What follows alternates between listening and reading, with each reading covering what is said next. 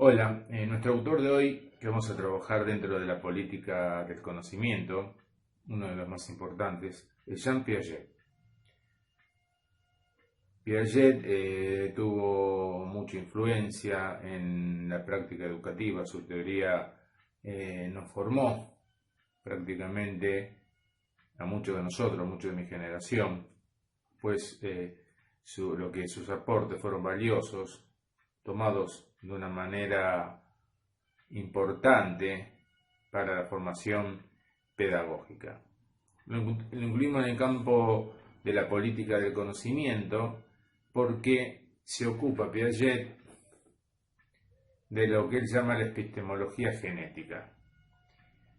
Es el desarrollo de la inteligencia a partir de la interacción entre el sujeto y el objeto. O sea, habla de un sujeto. Pero ¿qué sujeto es? ¿Cómo es este desarrollo de la inteligencia? ¿Y por qué es tan importante y emblemático? ¿Y por qué lo elegimos de la multiplicidad de autores que hay en la política del conocimiento? Nace allá llegando en 1896, muere en 1980, escribe durante el siglo XX, fundamentalmente después de la Segunda Guerra Mundial, inclusive antes.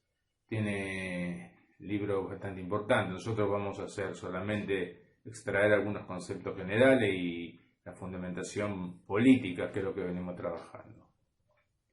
Entonces, ¿por qué epistemología genética? Que es el desarrollo de la inteligencia en la interacción del sujeto con el objeto. Piaget plantea que hay un desarrollo de la inteligencia. La inteligencia va evolucionando. La inteligencia es algo así como esta posibilidad, esta capacidad para conocer las cosas, para conocer el mundo, pero fundamentalmente para conocer las propiedades y las características de los objetos. Digamos, la lógica que nos permite interactuar. Si interactuamos con los objetos, podemos interactuar con el mundo. Pero voy a tratar de ser un poquito más preciso. ¿Cuándo comienza la inteligencia para Piaget? Comienza desde el nacimiento.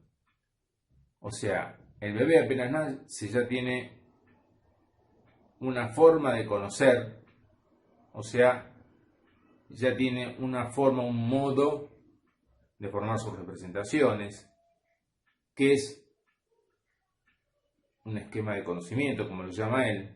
O sea, ya es una etapa de la inteligencia, ya es ese tipo de inteligencia. Esa primera etapa lo llama Piaget sensorio-motor. Lo podemos comparar con los reflejos incondicionados que ya estudiamos con el conductismo clásico y con el conductismo operante y la reflexología de Pavlov. Eso es una forma de conocer, que es innata. O sea, la inteligencia ya viene con una base biológica. Pero ¿qué pasa? Esta acción refleja, después se tiene que empezar a interiorizar. Tiene que haber un proceso, una evolución, una construcción de una representación cada vez más evolucionada. La segunda etapa es la etapa intuitiva. La forma de la inteligencia, la forma de conocer los objetos y el mundo es de una manera intuitiva. ¿Intuitiva qué quiere decir? Esto durará, dice Piaget, hasta los 5 o 6 años aproximadamente. Le damos, hay ciertos ejercicios que a lo mejor algunos de ustedes conocen, le dan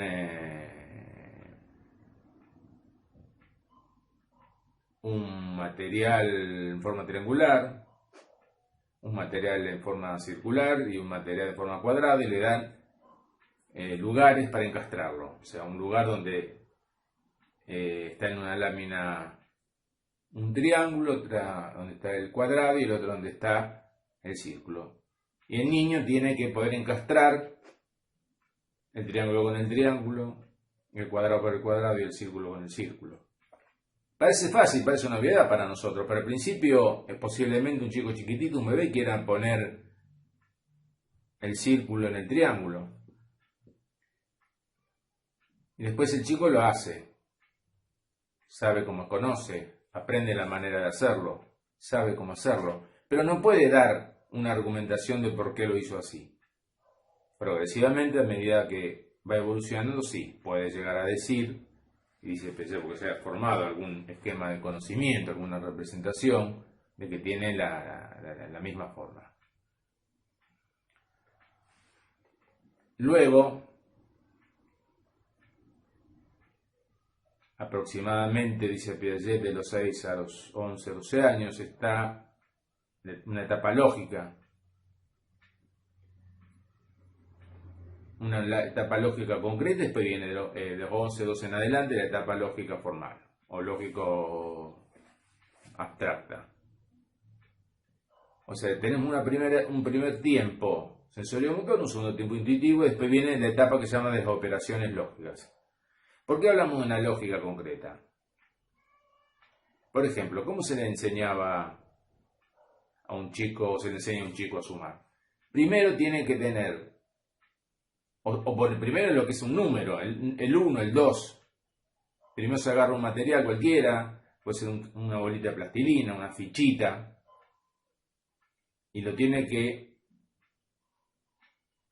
manipular con sus manos. Tiene que haber un contacto de interacción entre el cuerpo del chico y este objeto concreto.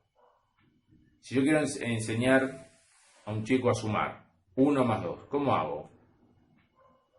Desde la teoría de Piaget, tiene que empezar a manejar objeto concreto. Agarra, por ejemplo, un lápiz y acá agarra 2 lápices. Entonces, este es 1, estos son 2. Después se junta y cuenta. 1, 2, 3. Después el chico ya lo puede hacer sin necesidad de ese punto concreto. Pero escribe el número 1 en el cuaderno, en una hoja, más 2 igual a 3. A lo mejor lo puede pintar. Si se le hace 2 más 3, se le hace dibujar 2 fichitas, o se le hace hacer 2 puntitos, después se le hace hacer 3 puntitos, y se le hace contar todos igual a 5. Hasta que en un momento puede disponer de hacer 2 más 3 y lo puede contar. Primero vieron que los chicos cuentan con los dedos, también puede contar con los dedos. ¿Por qué necesita contar con los dedos? Porque todavía está en una etapa de lógico concreta. Necesita algo concreto de donde sostenerse para poder llegar a la solución. Pero ya tiene la idea, la representación de lo que es una suma.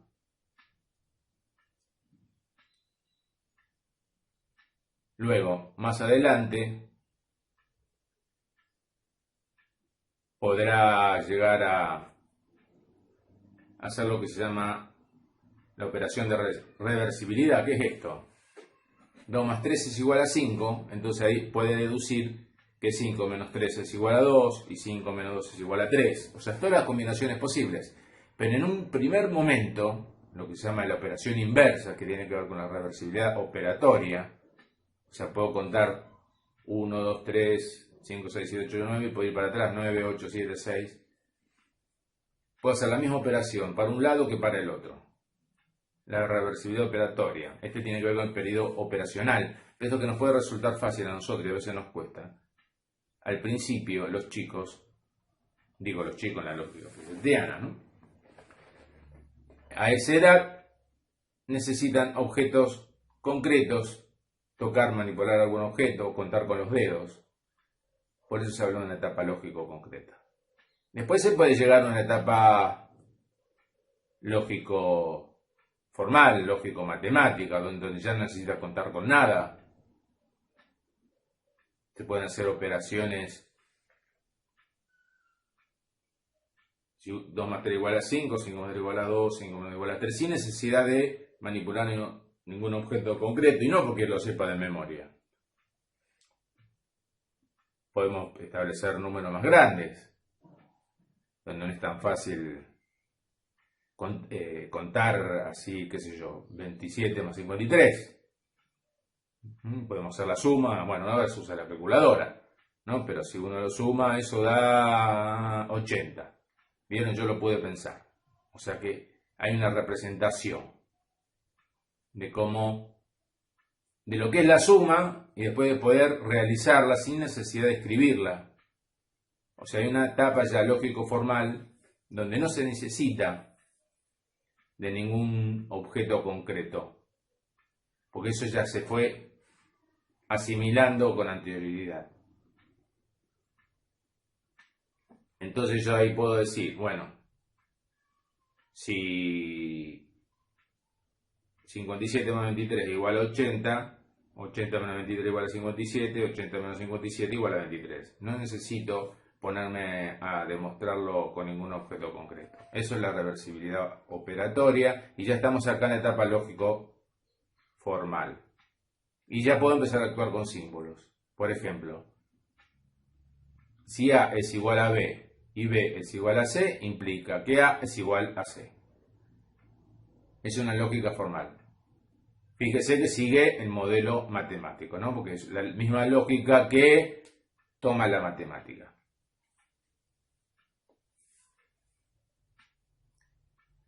Lo que le interesa a Piaget cuando habla de conocer el objeto, apropiarse del objeto, la inteligencia no es conocer el color del objeto, no es solo eso, sino la relación. Por ejemplo,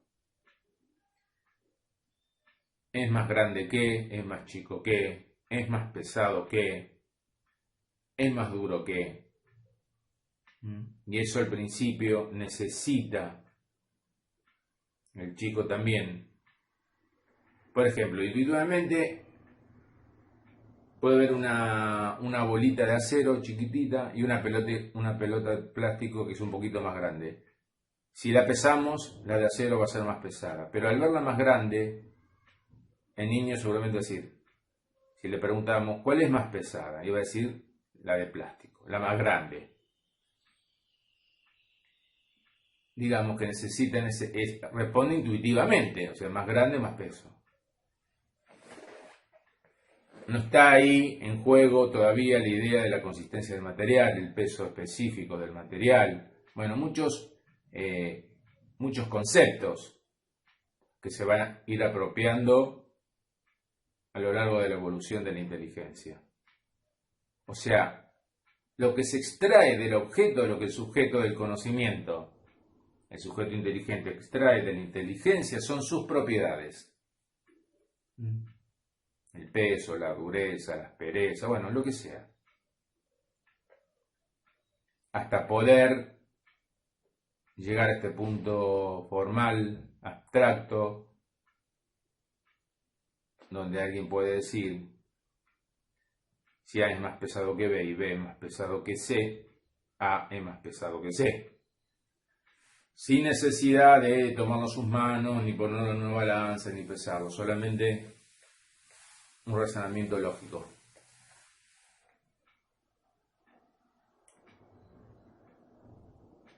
Entonces la inteligencia va evolucionando, etapa sensorio-motor, etapa intuitiva, la etapa lógica, que es la etapa lógica concreta, y luego la lógica formal.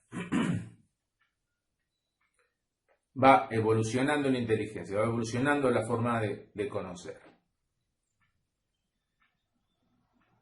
Hay una construcción de los esquemas de conocimiento. Por ejemplo, para llegar a dividir. Bueno, ahora usamos la calculadora, las computadoras. Pero cuando se enseñan en los colegios a dividir, antes que saber dividir, el chico tiene que saber multiplicar. Antes que saber, y también tiene que saber restar. Y antes que saber restar, tiene que saber sumar. Y antes que saber sumar, tiene que saber lo que es un número, lo que es el 1, el 2. Tiene que saber lo que son las decenas, 10. Tiene que saber lo que son las centenas, etc. Tienen que poder manejar la idea de la representación de número, de qué es un número, qué es un 1, qué es un 2. Yo le digo, pensá en 5 patitos. Bueno, si le digo a un bebé, a alguien más chico, pensá en 5 patitos, no puede hacerlo, un bebé no lo puede hacer, menos antes del lenguaje. Pero, por eso es un proceso evolutivo, constructivo. Primero la idea del número. Si no tiene idea del número no puede aprender a sumar. No puede formarse la representación de sumar. No puede formarse la representación de restar. No puede formarse la representación de multiplicar y tampoco la de dividir. O sea, por eso es una evolución. Primero, conoce, estructura la representación suma. ¿Y cuándo decimos que está estructurada esta representación? Cuando no tengo que explicarle caso por caso. O sea, bueno, 1 más 1 es igual a 2. 2 más 2 es igual a 4. 2 más 3 es igual a 5. Cuando yo le digo más, tiene que empezar a operar, a poder hacer la operación suma sin tener que hacerlo de a uno. O sea, cuando puede aplicar la suma, el más, a cualquier situación, yo le doy cualquier suma y la puede resolver. No es de a uno, no tiene que contar de a uno, de caso por caso. No tiene que ir contando los palitos caso por caso. Sino ya encuentra la manera de sumar, puede contar, o hacer marquito, o contar con los dedos aún. Pero no le tengo que decir caso por caso que es una suma. Si lo digo suma 100 más 100 o 25 más 80, ya sabe cómo hacerlo, conoce, tiene el esquema. Ahí se ha construido la representación de lo que es una suma. Después puede aprender a restar, después multiplicar, después a dividir. Si no, no puede. ¿Por qué? Para una división se utiliza la multiplicación, se utiliza la resta. Si hago 9 dividido 2, digo 4. Digo 4 por 2, 8. 9 menos 8, 1. Me sobra 1. Bueno, habrá que repasar un poco el proceso. No sé si todos nos acordamos como nos enseñaron. Entonces, Piaget es epistemología genética, porque es una epistemología, estudia la forma de conocer, que empieza en lo genético. Es desarrollista, porque se va desarrollando la inteligencia. Evoluciona, se llega a grados superiores de inteligencia. Es interaccionista, porque no es sin el objeto esto, del cual se extraen las propiedades del objeto. Ahora, hay ciertas etapas de la inteligencia que van cambiando, va evolucionando. Pero ¿qué es lo que no cambia?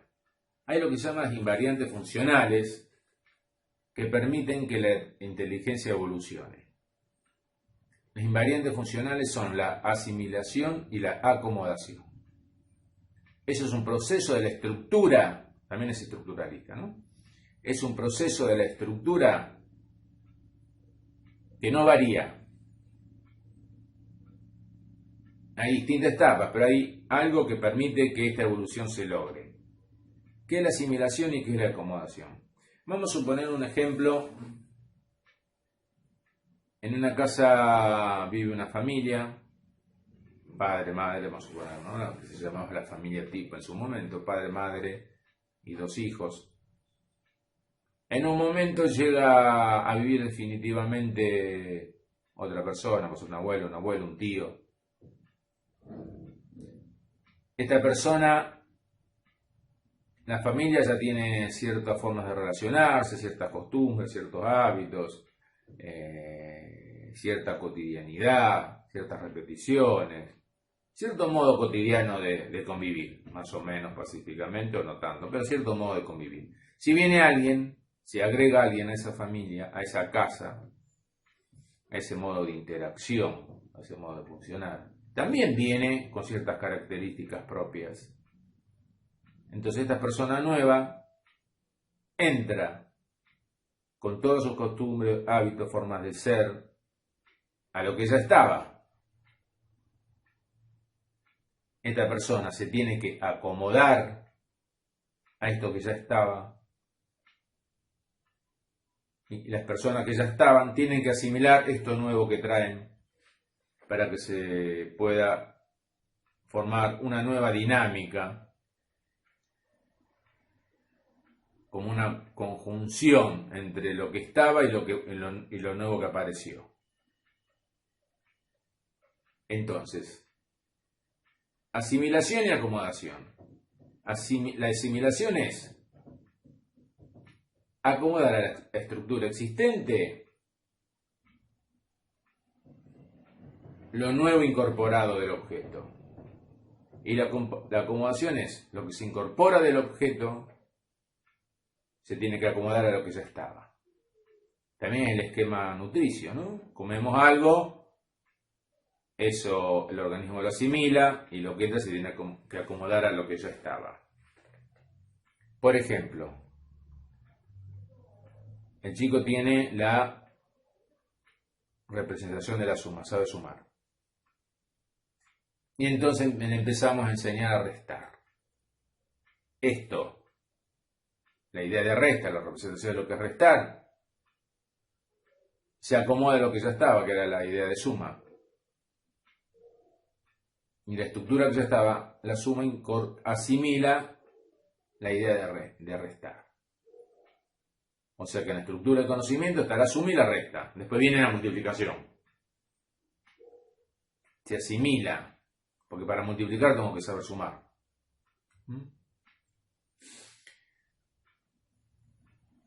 2 por 3 es 2 más 2 más 2, o sea, el 2 3 veces.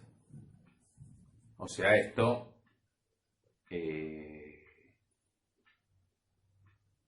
se tiene que, la multiplicación, se acomoda la suma, porque yo hago 2 más 2 más 2, entonces hago 2 es 3, 2 por 3 6, la multiplicación se acomoda a la suma, pero ahora esta representación de suma, de resta, asimila lo nuevo que viene. Entonces, asimilación y acomodación. La propiedad de lo nuevo se acomoda a lo que ya a la estructura y la estructura se reacomoda, se asimila y al asimilarse se produce una transformación, una evolución. Porque ahora es sumar, restar y multiplicar y después dividir. Y así evoluciona la inteligencia hasta el punto de la lógica formal, donde puedo ser inteligente, o sea, razonar, resolver los distintos problemas que se vayan presentando en la vida, digamos, ¿no? Porque el ideario de utopía es que con la inteligencia se puede resolver todos los problemas de la vida. Cualquiera, ¿eh? De pareja, de trabajo, afectivos. Cualquier problema, cualquier circunstancia, cualquier dificultad se puede resolver inteligentemente. La inteligencia es la capacidad de tomar la mejor decisión en cada momento determinado. De todas las decisiones posibles, tomar la mejor decisión. Si alguien inteligente, o sea, si ha llegado a lo lógico formal, va a poder hacerlo. Eso es el ideario, la utopía, porque es imposible que aparece, que se puede desprender de esta teoría. Desde esta lógica, este discurso, es lo mismo un chico que nace en una villa que nace en una clase acomodada. No depende del entorno sociocultural. Es la propia estructura, que parte de lo biológico y termina en lo lógico, la que produce este dinamismo, la que encausa este movimiento. No es el otro acompaña. El padre, la madre, los docentes acompañan al proceso del niño. Entonces no importa el lugar social. El niño de Piaget, como dice el profesor Comas, en los textos es un niño sano, no existe ni neurosis ni psicosis. O sea, el deseo sexual inconsciente no se tiene en cuenta. Entonces la inteligencia pasa a ser el amo a llegar, un ordenador. De allí que después esto se va plasmando en el siglo, en lo que en llegar a decir y comparar el funcionamiento de la mente con una computadora, el hardware y el software. Hay una base orgánica y hay distintos software, distintos programas que le podemos ir poniendo evolutivamente, progresivamente a este hardware. Piaget no habla en estos términos, por lo menos hasta lo que llegamos a trabajar en la cátedra, pero hay una base epistémica, ideológica, que abreva en este sentido. Bueno, después vamos a retomar la próxima clase de Piaget, va a ser en comparación con los otros autores, Vygotsky y Bruna. Gracias.